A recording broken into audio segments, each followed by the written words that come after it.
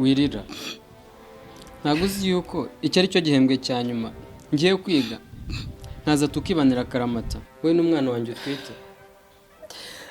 ubuse koko uzasanga nkiriho bowa karamisheri basimbwira uzagaruka ukinkunda. urabizi ko ari wowe muntu wenyine nari nsigaranye kuri iyi si unyitaye. ibaze nawe untereranye gusa nahita niyahura ugahomba umukobwa ukunda n'imfura yawe.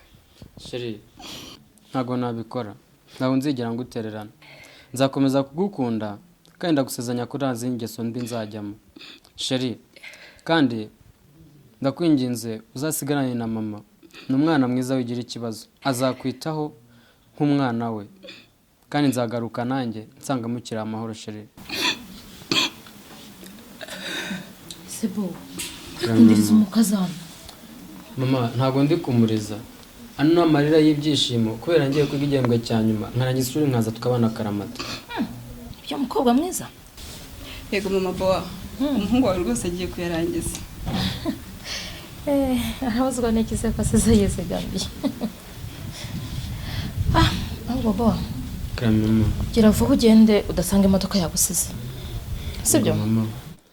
mama ndagusezeranya yuko nziga neza kandi nkazana amanota meza kuko ndabizi neza yuko diplome ngiye gukorera ari izatuma mbaho neza ndetse n'umukazana wawe mukabaho neza.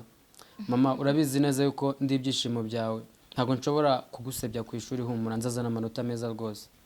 ibyo ni byo mbashaka wazi wibuke imbaraga nagutakajeho. yego mama kandi wibuke ko ubu nyine wabaye umugabo. yego mama mami bye. bye mwana wanjye. sheri bye.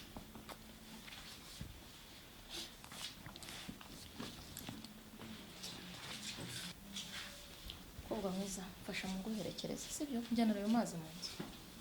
waye kumugezaho.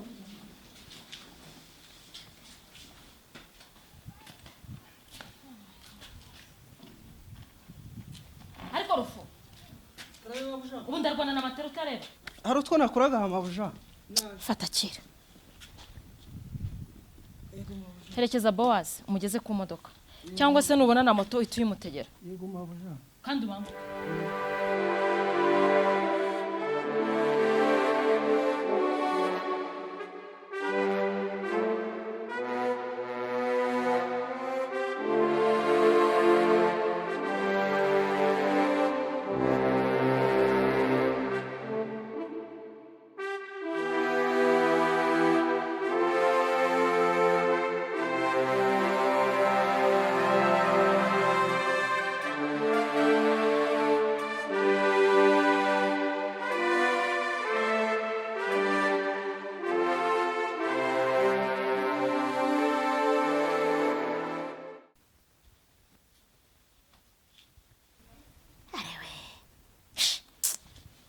bowazi naragowe koko hageze ibitaro.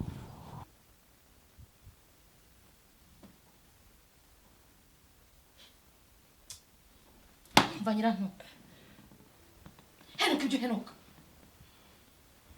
mama bowa ubu ni sangahe nanjye umukecuru nabyutse. henuka ujye mu kazi dore ndigendeye. byuka ujye mu mirimo niko ndi kuvuga. wumva ikinyarwanda. ku mana yanjye n'ibikindi kumva koko. kuri bowazi yarakuzanye ugera mu nzu yanjye urayireba uravuga uti mbonye ubuturo ngiye gutura njye nirirwa ndyamye. iki gitanda iwanyu mwakiryamagaho uridunda wakwidunda ukumva haranepa ntiwifuze kubyuka. mama bowa ntabwo niyumvishe ukuntu ari waba uri kumbwira aya magambo pe. ninjye uwo ndiwe n'uyu niba utari unanze umenye. ubwo rero umuhungu wanjye yarakuzanye nawe urishamangaza akubundi uratwite cyangwa nukuza guteka imitwe ahangaha. oya ni ukuri mama bowa oya pe. bowazi turakundana niyo mpamvu tutigeze tunatekereza ku byo twakoze. iyo mwamaze kwishinza mukagenda mugatambikiza mugatangira ubwo buguru bwanyu byamara kubabaho ngo muje kuturushya. henuka se akundi wanyu barakwirukanye cyangwa no guteka imitwe. ikitaruzi rumva n'ibindi umukozi naramwirukanye ntabwo natunga abakozi babiri heno kujya mu kazi maze babwigize nk'ishusho bwigize ba marayika kandi ari uburayo heno kujya heno kasenye utegereje ko ngubanziriza kugenda gera vuba nsanga iyi nzu yose ikorobye uri kunyumva cyangwa ntabwo wumva babwigize ubushusho wigize nk'akamarayika kandi ari akamarayo ese manuka utegereje ko ngubanziriza imbere ngiye nkagenda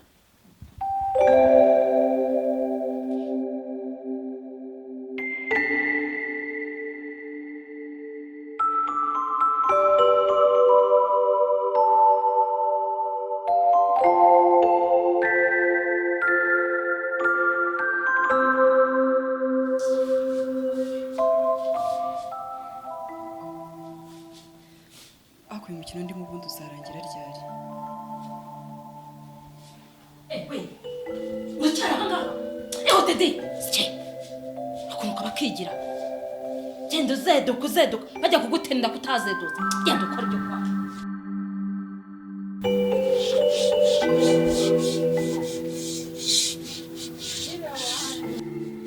Mwiriwe dukomezane nyuma y'inzu ntabwo duheje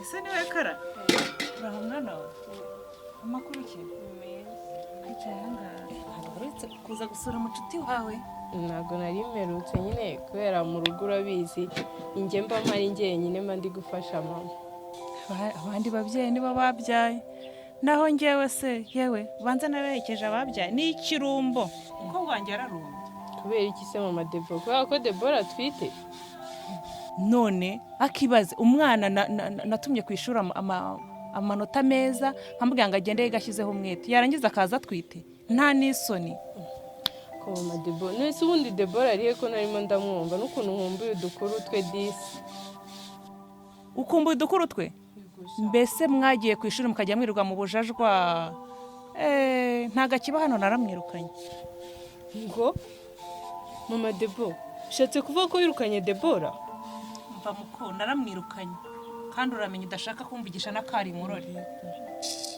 hakugura urabizi imbaraga natakaje mwishyurira yarangiza akagenda akazana inda rigara yegeze ngana nk'iri naramwirukanye Debora bari kuba kuri uriya mugore n'ukuntu ari umugome ko mbega ababyeyi b'iki gihe mva muko udatuma nkubwira akari murori ariko uriya mukobwa urazi ukuntu yampemukiye niwe mwana wenyine nsigaranye ariko ndebera yagiye azana inda niyo rero namutumye ngewe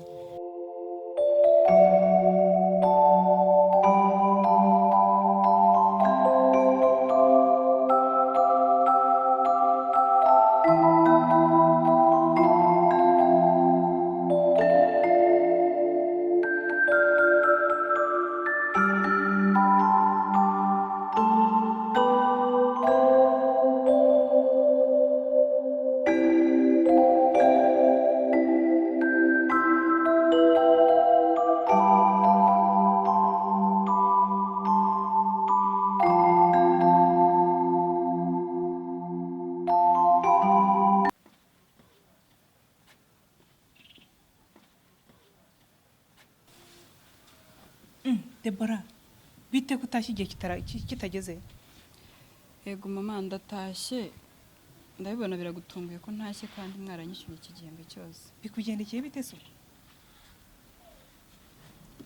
ngwino banza ujya gukuramo iniforume uzumbwira ukuntu bikugendekeye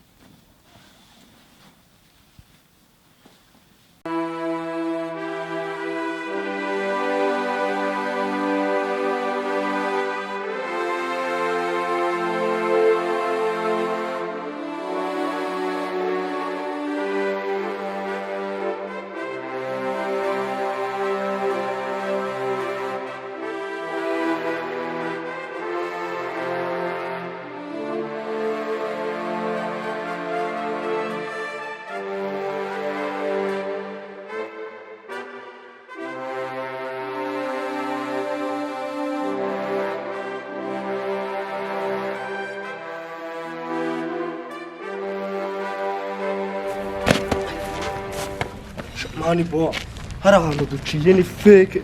Imana kubona kuna ni matera batuzoba mani. Si uraho yabonaga yadufata wangu. Mani ntabwo ngiye ndongera gucara ahantu. Ariko se mani, umva. Uriya Grace na Noella turasanga babisoje biriya bintu tubasigiye mani. Za nato barazifata neza. Shabara turasanga babirangije. Mwana baradupfa kubazanira. Dupfa kubazanira ibyo twabemere turasanga babirangije mwana. Barazi ko ari nk'imashini zicapa. Mani ibyo barandika. Akose mani Fisto. Ubundi buriya urutsa agafunguzo ka gato mani. Mani njye mba nakagoswe. Abizi iyo mvuye home abantu bintu nawe bari danje. Shanje ntabwo narwo twamba naruzanye mwana. Njye mba nakazanye ahubwo se mwana. Boa. Hari ikintu cyarakiraye mu macupa mani. Mpiti cyaka. Se mani umunsi turasagamba ji. Yo. Uyu munsi ni ugusagamba. Yo mani. Ko rero mwana nubundi wowe ntabwo tukiri kuri level imwe walaye. Se gute se mani Fisto vipi? Ako mwana ubuzi ko mu minsi iri imbere tugiye kujya tukwita papa be. Mwana nanjye niyo mpamvu ndi kubyimba ji. Mwana ubundi buriya ikintu nizeye cyo ni kimwe kuva mwana yaramusiganye na Deborah. Abantu ibintu ni tayari ubu mama wanjye ndamuzi ni umwana mwiza nta kintu ashobora gukora kuri Deborah kuko mama arankunda. Ako siko burandi ikinage mwana. Sha bo baracanze iranje hasigaye ibyanjye mwana. Nawe bizakemuka ariko bro. Ako se mwana. Yo buriya ujya hamagara Deborah ngo mubaze ukuntu abayeho. Sha nyine rimwe na rimwe ndamuhamagara nawe urabizi hano ku ishuri tuba twemerera amatelefone ko nk'ubu tugiye handi mu kavumo nyine. Ndaza kumuhamagara turavugana. Nese mwana buriya abanye neza na mama wawe nta kibazo. Mani babanye neza uko biri kose kuko mama nanamushyira nabonye yishimye nta kibazo na kimwe yigeze abigiraho kereka niba hari wenda ibibazo byabaye nyuma ariko nabonye yishimye.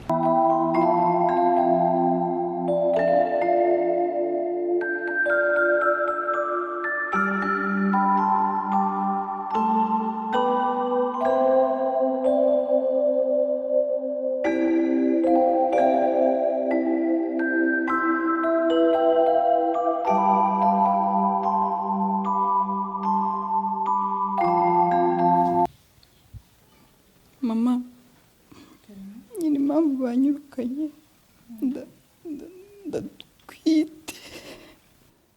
Ugize nizere ko ibyo bintu uri kuvuga atari byo numvise ngo ugize ngo uratwi nizere ko atari byo uri kuvuga ariko uratwite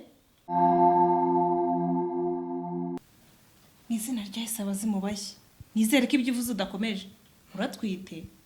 We mama ndakwinginze mbabarira ntumbere nka animatrice muneza abantu nkuko yabikoze akansebereza muri class. Kigali ubwo suri gutera andi mbabazi njye ko nagutumye amanota meza nigeze ngutuma umwana nakubwiye ko nkeneye umwuzukuru ngewe. Mama ndakwinginze mbabarira.